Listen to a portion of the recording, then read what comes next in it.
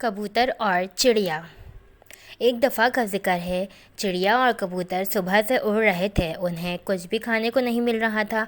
बहुत मेहनत के बाद उन्हें पहाड़ों के दरमियान एक टुकड़ा मिलता है।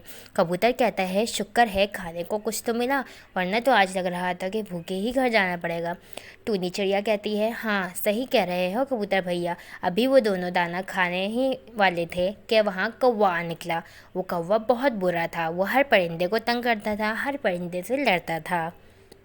वो आकर कहता है, तुम लोग इधर क्या कर रहे हो, और ये दाना मत खाना क्योंकि ये दाना मेरा है। कबूतर कहता है, क्यों भाई काले कौवे, किस खुशी में ये दाना तुम्हारा है? ये हमने पहले देखा है इसलिए ये हम खाएंगे।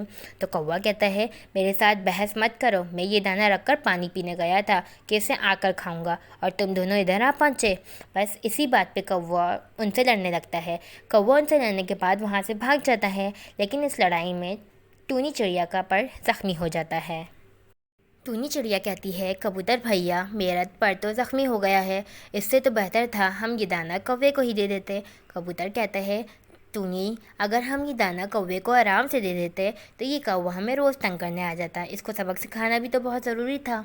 चिड़िया कहती है, कबूतर भैया मेरा पर तो ज़ख्मी हो गया है और आप तो जानते हैं कि इस इलाके में चीलें ज़ख्मी परिंदों को ज़िंदा नहीं छोड़ती।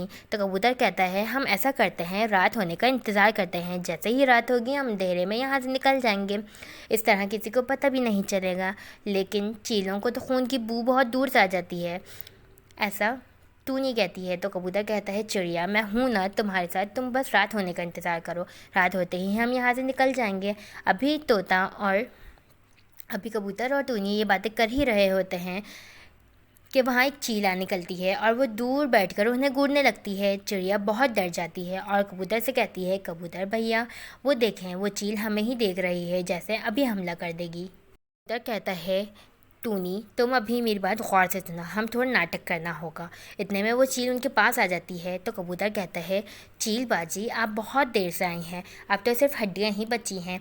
बहुत मज़ेदार और बड़ी चील थी, बहुत मज़ा आया खाने में, थोड़ी देर पहले आती तो आप भी मज़ा ले लेती। चील हैरानी से पूछती है कि ये तुम क्या कह रहे हो? तो कबूतर कहता है, हम परिंदे भी अब शिकार करने लगे हैं, रूखी सूखी खाकर हम थक गए थे।